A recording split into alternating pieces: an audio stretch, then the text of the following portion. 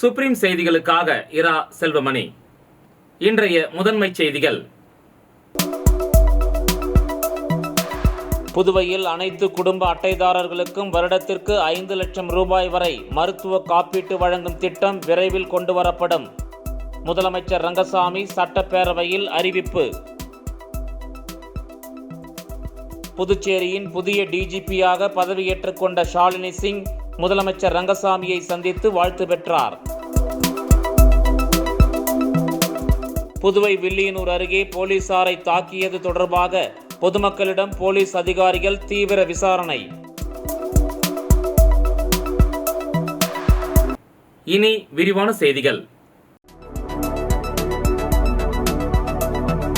புதுச்சேரியில் அனைத்து குடும்ப அட்டைதாரர்களுக்கும் வருடத்திற்கு 5 லட்சம் ரூபாய் வரை மருத்துவ காப்பீடு வழங்கும் திட்டம் விரைவில் கொண்டுவரப்படும் என முதலமைச்சர் ரங்கசாமி சட்டப்பேரவையில் அறிவித்துள்ளார்.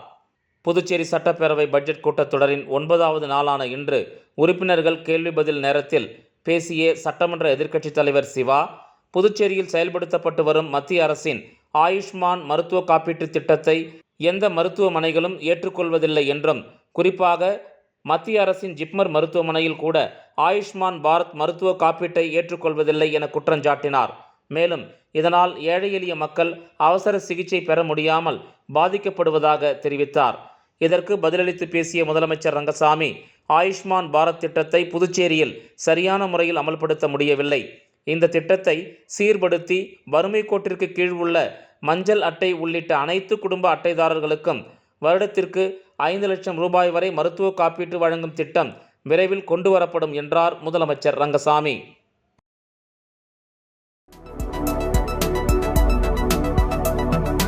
புதுச்சேரியின் புதிய டிஜிபியாக ஷாலினி சிங் ஐபிஎஸ் பதவியேற்றுக் கொண்ட நிலையில் முதலமைச்சர் ரங்கசாமி சபாநாயகர் செல்வம், அமைச்சர் நமச்சிவாயம் ஆகியோரை சந்தித்து வாழ்த்து பெற்றார்.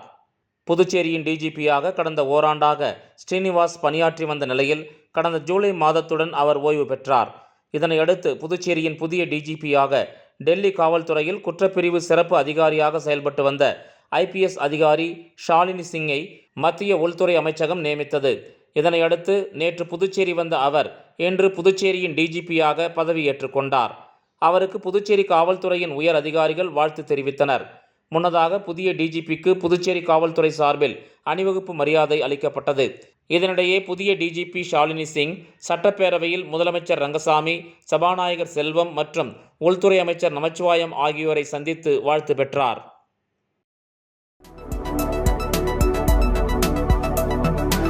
வில்லியனூர் அருகே போலீசாரை தாக்கியது தொடர்பாக பொதுமக்களிடம் போலீஸ் அதிகாரிகள் விசாரணை மேற்கொண்டனர். வில்லியனூர் அருகே குற்றவாளியை பிடிக்கச் சென்ற போதைப்பொருள் தடுப்பு பிரிவு போலீசார் வசந்த் சராமாரியாக தாக்கப்பட்டார்.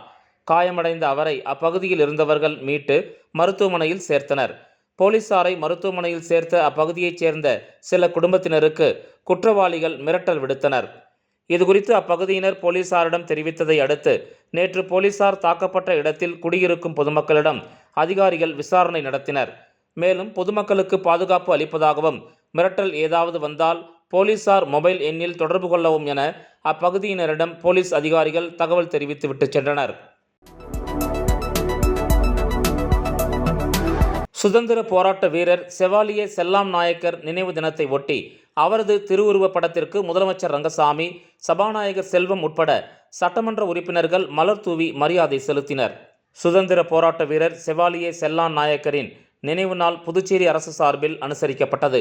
இதனையொட்டி புதுச்சேரி சட்டப்பேரவை வளாகத்தில் அலங்கரித்து வைக்கப்பட்டிருந்த அவரது திருவுருவப் படத்திற்கு முதலமைச்சர் ரங்கசாமி, சட்டப்பேரவைத் தலைவர் செல்வம், சட்டப்பேரவை துணைத் தலைவர் ராஜவேலு மற்றும் சட்டமன்ற உறுப்பினர்கள் ஏகேடி ஆறுமுகம், கேஎஸ்பி ரமேஷ், பாஸ்கர் என்கிற தட்சிணாமூர்த்தி ஆகியோர் மலர் தூவி அஞ்சலி செலுத்தினர்.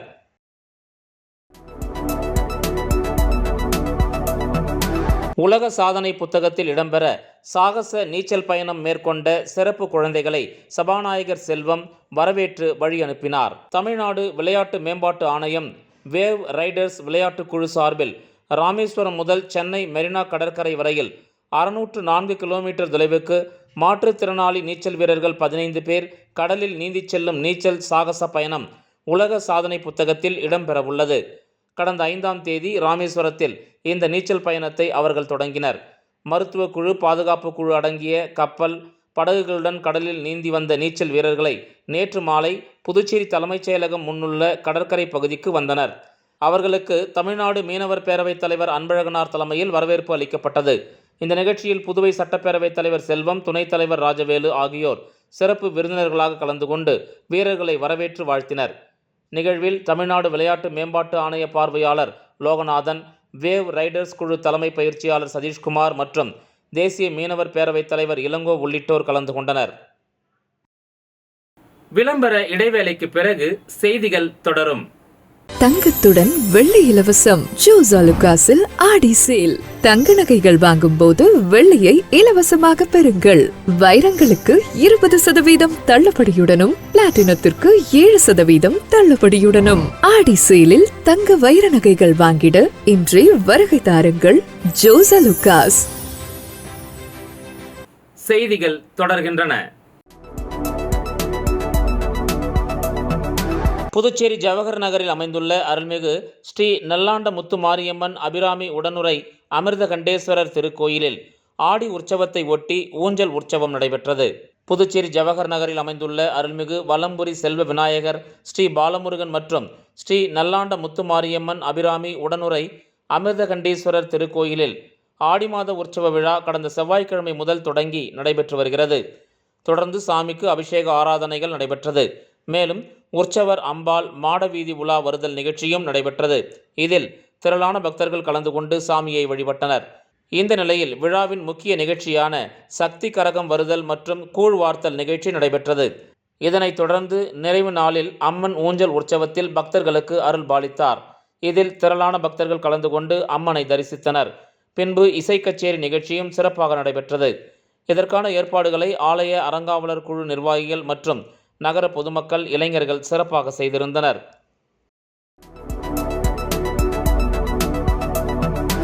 மாணவர்களின் அறிவுத்திறனை வலியுறுத்தும் வகையில் ஆச்சாரியா சிக்ஷா மந்திர் பள்ளி உலக சாதனை நிகழ்ச்சியை நடத்தியது.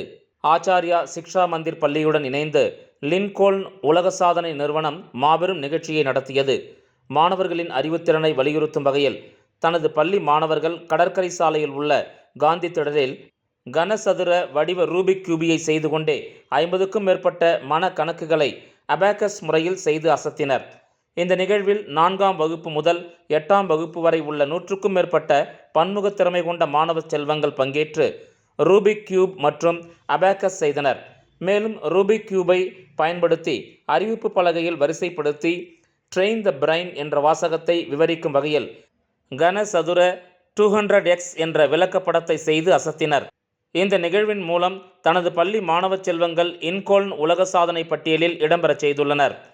இந்த நிகழ்விற்கு சிறப்பு விருந்தினராக வருகை தந்த ஆச்சாரியா கல்விக் குழுமத்தின் தலைவர் டாக்டர் ஜே அரவிந்தன் அவர்கள் மாணவர்களை ஊக்குவித்து மேலும் இதுபோன்ற பல்வேறு சாதனைகளை புரிய வேண்டும் என்று வாழ்த்தினார். இதில் லின்கோல்ன் உலக சாதனை குழுமத்தின் நிறுவன தலைவர் Joseph Ilanthendral, founder and chairman of Lincoln world records செல்வி Vigneshwari, senior administrative officer of Lincoln world records Vignesh, chief adjudicator of Lincoln world records ஆகிய மூவரும் மாணவர்களின் அசாதாரண துணிவை கண்டு பாராட்டி பங்கேற்ற மாணவர்களுக்கு லின்கோல்ன் உலக சாதனை சான்றிதழ் மற்றும் நினைவு பரிசுகளை வழங்கி கௌரவித்தனர். மேலும் ஆச்சாரியா சிக்ஷா மந்திர் பள்ளிக்கு லின்கோல்ன் உலக சாதனை நிறுவன தலைவர் நினைவு பரிசினை தனது பள்ளியின் நிர்வாக இயக்குனர் டாக்டர் அரவிந்தன் அவர்களிடம் வழங்கி சிறப்பித்தனர். இச்சாதனைக்கு உறுதுணையாக இருந்த ஆச்சாரியா சிக்ஷா மந்திர் பள்ளியின் நிர்வாக முதல்வர் திருமதி ஷாலினி அவர்களுக்கு நன்றியை தெரிவித்தனர். மேலும் மாணவர்களுக்கு பயிற்சி அளித்த ஆச்சாரியா பள்ளியின் ரூபிக் கியூப் ஹெட் கோஆர்டினேட்டர் ஆசிரியை திருமதி நித்யா செந்தில்குமார் அவர்களையும் கணித பாட ஆசிரியர்கள் அவர்களையும் பாராட்டி கௌரவித்தனர். இந்நிகழ்ச்சியில் ஆசிரியர் பெருமக்களுக்கு மனமார்ந்த நன்றியை தெரிவித்துக் கொண்டனர்.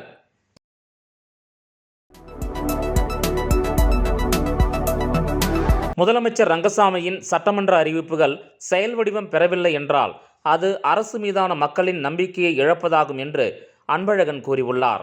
புதுச்சேரி மாநில அதிமுக செயலாளர் அன்பழகன் வெளியிட்டுள்ள அறிக்கையில், புதுச்சேரி சட்டமன்றத்தில் ஒரு சில முக்கியமான பிரச்சனைகள் குறித்து நீண்ட விவாதத்திற்கு பிறகு முதலமைச்சரால் சட்டமன்றத்தில் அறிவிக்கப்படும் எந்த அறிவிப்பாக இருந்தாலும் அந்த அறிவிப்பு செயல் வடிவத்திற்கு கொண்டு வருவது துறை சார்ந்த செயலர் மற்றும் தலைமைச் செயலாளரின் தலையாய கடமையாகும். முதலமைச்சரின் சட்டமன்ற அறிவிப்புகள் செயல் வடிவம் பெறவில்லை என்றால் அது அரசு மீதான மக்களின் நம்பிக்கையை இழப்பதாகும் என்று கூறிய அவர், புதுச்சேரி மாநிலத்தில் தேசிய ஜனநாயக கூட்டணி ஆட்சி அமைந்த பிறகு மக்கள் நலன் சார்ந்த பல்வேறு அறிவிப்புகள், அரசின் தினக்கூலி, பகுதி நேர ஊழியர்கள் சம்பந்தமாக சில முக்கியமான அறிவிப்புகளை முதலமைச்சர் அவர்கள் அறிவித்திருந்தார். அரசு துறைகளில் 10 ஆண்டு காலம் பணி செய்த அனைத்து ஊழியர்களும் அந்தந்த துறையில் பணி நிரந்தரம் செய்யப்படுவார்கள் என்று முதலமைச்சர் அவர்கள் சட்டமன்றத்தில் அறிவித்திருந்தார். அதேபோன்று பொதுப்பணித்துறையில் பணி நீக்கம் செய்யப்பட்ட சுமார் 1000க்கும் மேற்பட்ட வவுச்சர் ஊழியர்கள் மீண்டும் பணியில் அமர்த்தப்படுவார்கள் என்றும் அறிவிக்கப்பட்டது. மேலும் பொதுப்பணித்துறையில் 10,000 ரூபாய் சம்பளத்தில் பணிபுரியும் வவுச்சர் ஊழியர்களின் சம்பளம் 18,000 ரூபாயாக உயர்த்தப்படும் என முதலமைச்சர் அவர்கள் அறிவித்தார். ஆனால் முதலமைச்சரின் இத்தகைய அறிவிப்புகள் இன்று வரை நடைமுறைப்படுத்தப்படவில்லை என்று குற்றஞ்சாட்டிய அவர், பொதுப்பணித்துறை குடிநீர் பிரிவு, பம்ப் ஆபரேட்டர்கள், ரோடு கண்காணிப்பு பணி, வாய்க்கால் தூய்மைப்படுத்துதல், கழிவுநீர் சுத்திகரிப்பு பணி உள்ளிட்ட பல்வேறு பணிகளை எம்டிஎஸ் பல்நோக்கு நிரந்தர ஊழியர்கள் செய்கின்றனர். அவ்வாறு பணி செய்யும் நிரந்தர ஊழியர்களுக்கு சுமார் ரூபாய் 55,000 60,000 சம்பளம் வழங்குகின்றனர். ஆனால் நிரந்தர ஊழியர்கள் செய்யக்கூடிய அனைத்து பணிகளையும் செய்யும் வவுச்சர் ஊழியர்களுக்கு 10,000 ரூபாய் மட்டுமே சம்பளமாக வழங்கப்படுகிறது. குறிப்பாக பொதுப்பணித்துறையில் 2010 இன்று வரை சுமார் 14 ஆண்டு காலமாக பணிபுரியும் ஊழியர்களை முதலமைச்சர் அவர்கள் உயர்த்தப்பட்ட சம்பளத்தை அறிவிக்கப்பட்ட தேதியிலிருந்து அரியர்ஸாக வழங்க வேண்டும். இக்கால விலைவாசி உயர்வு, வீட்டு வாடகை உயர்வு, மின்சார கட்டணம், குடிதண்ணீர் கட்டணம், குழந்தைகளின் கல்வி செலவு இவற்றை 10,000 ரூபாய் சம்பளம் பெறும் ஒருவரால் எப்படி குடும்பம் நடத்த முடியும் என்பதை முதலமைச்சர் அவர்கள் சிந்தித்து உரிய நடவடிக்கை மேற்கொள்ள வேண்டும்.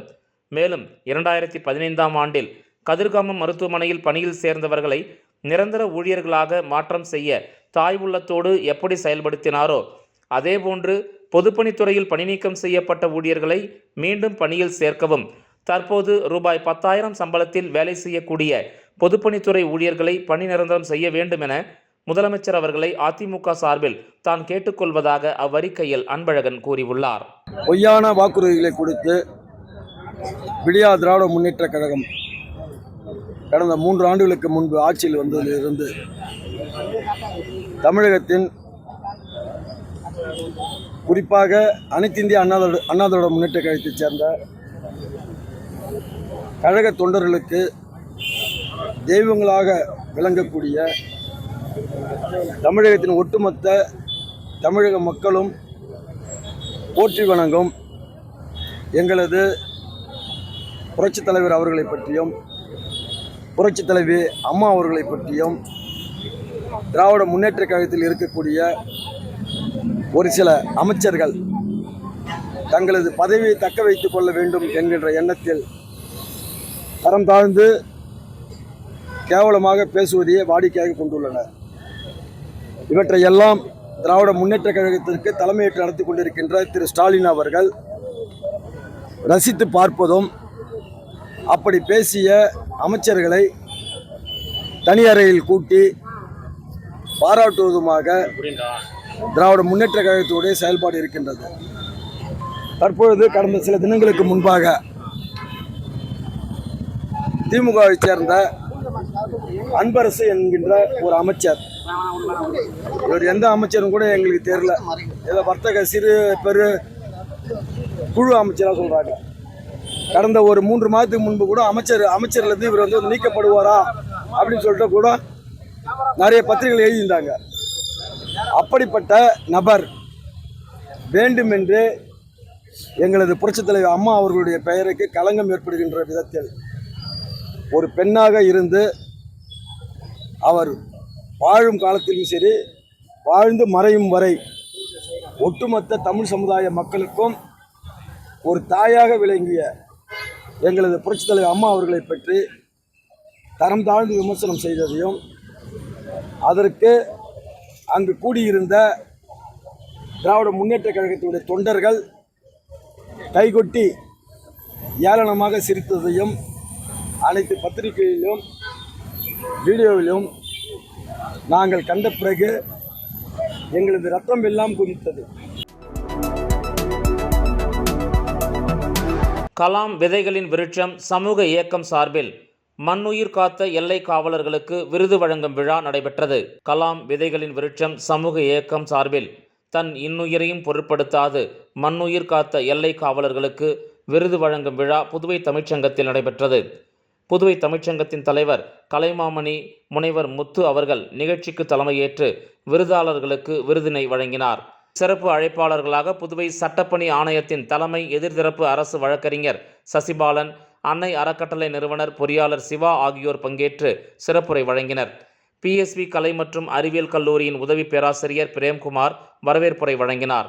கலாம் சமூக இலக்கியம் மற்றும் இயற்கை பாதுகாப்பு நிறுவனர் இளங்கோவன், காந்தி மக்கள் இயக்கத்தின் நிறுவனர் ஞானமூர்த்தி, இந்திய ஒடுக்கப்பட்ட சிறுத்தைகள் கட்சியின் தென்னிந்திய தலைவர் அறிவுமணி, பழங்குடி மக்களின் பாதுகாவலர் ஏகாம்பரம், சரவடி இதழ் நிறுவனர் சுரேஷ் ஆகியோர் முன்னிலை உரை வழங்கினர்.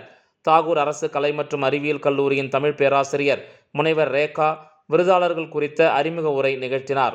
இதனைத் தொடர்ந்து தன் உயிரையும் பொருட்படுத்தாது மண்ணுயிர் காத்த எல்லை காவலர்களுக்கு விருது வழங்கும் நிகழ்வு நடைபெற்றது. இயக்கத்தின் துணைத் தலைவர் புவனேஷ், துணைச் செயலாளர் தாஸ் ஆகியோர் நிகழ்ச்சியை ஒருங்கிணைத்தனர். ழகரம் டிசைனர் மற்றும் பொத்திக் நிறுவனர் பரமேஸ்வரி நிகழ்ச்சியை நெறியாள்கை செய்தார். நிறைவாக கலாம் விதைகளின் விருட்சம் சமூக இயக்கத்தின் நிறுவனர் ராஜா நிகழ்ச்சி குறித்து நோக்க உரையும் நன்றியுரையும் ஆற்றினார். விருது பெற்ற எல்லை காவலர்கள் தங்கள் வலிகளையும் வேதனைகளையும் அர்ப்பணிப்பையும் அனைவரிடமும் பகிர்ந்து கொண்டனர். மீண்டும் முதன்மை செய்திகள். புதுவையில் அனைத்து குடும்ப அட்டைதாரர்களுக்கும் வருடத்திற்கு 5 லட்சம் ரூபாய் வரை மருத்துவ காப்பீட்டு வழங்கும் திட்டம் விரைவில் கொண்டுவரப்படும். முதலமைச்சர் ரங்கசாமி சட்டப்பேரவையில் அறிவிப்பு. புதுச்சேரியின் புதிய DGP-யாக பதவியேற்றுக் கொண்ட ஷாலினி சிங் முதலமைச்சர் ரங்கசாமியை சந்தித்து வாழ்த்து பெற்றார். புதுவை வில்லியனூர் அருகே போலீசாரை தாக்கியது தொடர்பாக பொதுமக்களிடம் போலீஸ் அதிகாரிகள் தீவிர விசாரணை. இந்த செய்தி அறிக்கை இத்துடன் நிறைவு பெறுகிறது. வணக்கம்.